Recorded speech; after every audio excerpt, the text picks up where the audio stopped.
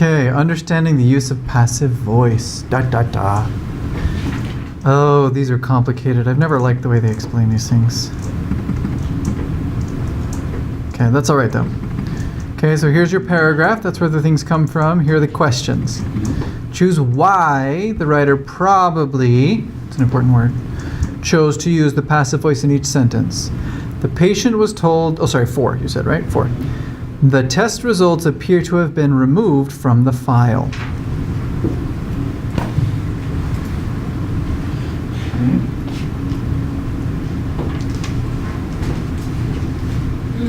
So we only have the two choices. I choose B because I think that the test results maybe is a picture. They know the picture. Ah, well, okay. They begin by slicing preserved mouse brains. Oh, yeah, okay. Wait, this is not the same thing.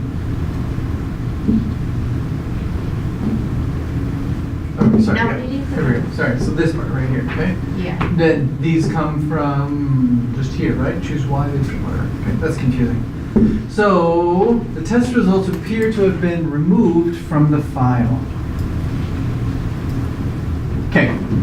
So if it were like a teacher of some kind, right? If we're thinking about teachers and tests, okay, the person who removed the test results is not known.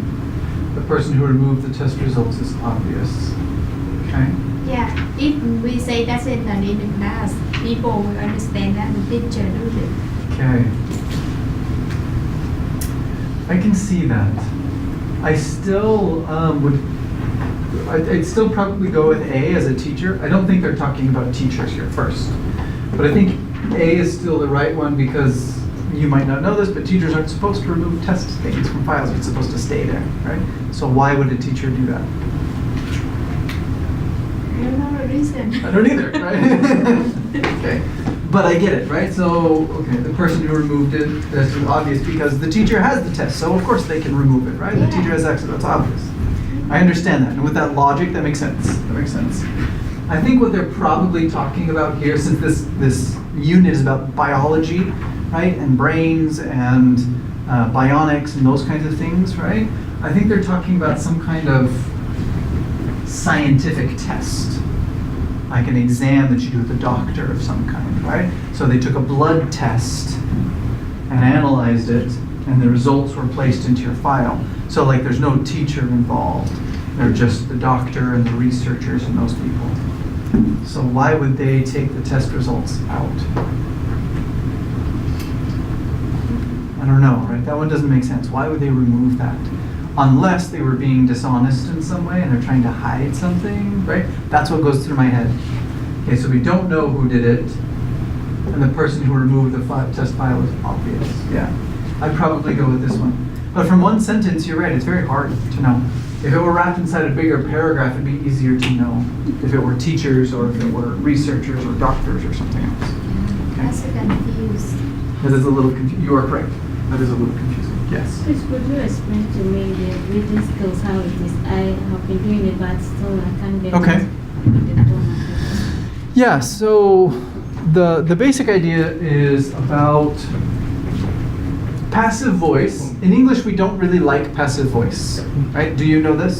Yeah. Right? Passive voice is generally avoided in English. Okay? How many of you use Grammarly? Do you know what Grammarly is? He laughs. Do you know Grammarly? Grammarly? I don't No, know. I know it, No? but I didn't I know use it, it. but I don't know it. Okay, Grammarly's awesome. It's kind of like a spell check, grammar check thing for you when you type essays and stuff on your papers. And it's great. It's awesome. It's better than the ones that are in Google Docs or in Microsoft Word. It's way better. It's awesome. Anyway, so Grammarly has this tool, and one of the things that they do is check for passive voice, and they tell you to fix it. But passive voice isn't wrong. It just has these kinds of problems and purposes with it. Okay. So if I want to say to Peterson, because he's right there, I say, Peterson, close the door. Duh. Like it's obvious, you know exactly what I mean. Peterson, close the door. But if I say, the door needs to be closed, who's going to do it? No. Yeah, exactly. It's like, one of you has to go, I guess that means me. Okay, I'll go and do it, right? Does it make sense? It's unclear. And that's why we kind of avoid, in English, right? Our culture, we avoid the passive voice because it's kind of unclear. We have to guess. Well, what did you mean? Oh, okay, I think it was this thing, right? My wife, who's Brazilian, she does this all the time. She laughs. Because this is big in Portuguese culture, right? To talk, I don't know about, because I've heard you speaking Portuguese with them a couple of Yeah, I times was too. in Brazil. Oh yeah, see, there you go. So, and I don't know about Vietnamese. Do you guys do this as well? Kind of indirect talk about things? Anyway, my wife does it all the time where she's like, the garbage needs to be taken out. That's nice. And, right? The table needs to be set. You're right.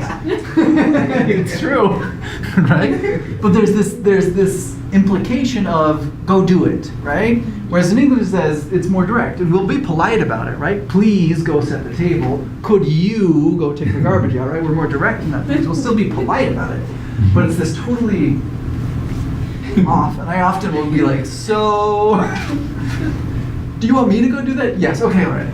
Because I just don't know, right? That's, the fact, right? Not Exactly. So this is, so that's one of the things that passive does. It's not specific. It's not direct in that way, okay? But sometimes you want that not direct nature of passive voice, right? Like in that question that she was talking about, let's see what examples they have here. Box of chocolates. Yeah, there we go. A box of chocolates was left by my bedside table. Okay, so that is passive voice. Who did it? We don't know. We don't know who did it, okay? Why? Well, maybe they were being secretive. Maybe they are giving presents to be a surprise. Maybe this, maybe that, right? And we do that on purpose, right? In order to tell a story. Or, what's another one? Let me think for a second. Children do this all the time. I don't know. The toy was broken. I don't know. It got dirty, right? It happened. I didn't do it, right? It's indirect thing of, they were probably the one who did it, but they don't want to say that. And passive voice lets you do that. Does that help, Felicity? Yeah,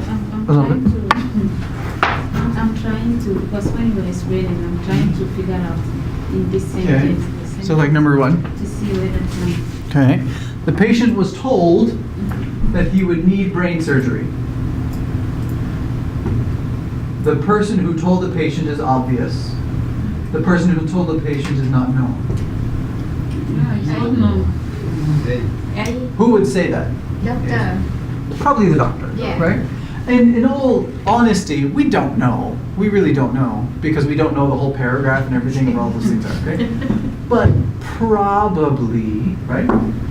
Probably, right? It would probably be the doctor. And even more specifically, it would probably be the brain surgeon, the person who's saying brain surgery, right? That person is the one who's going to say it. Not, Jeff who lives down the street. He could say that, but he's probably wrong, so. Thank you. Does that help, right? Yeah. Yeah, that's the logic there. Okay, good. Anything else?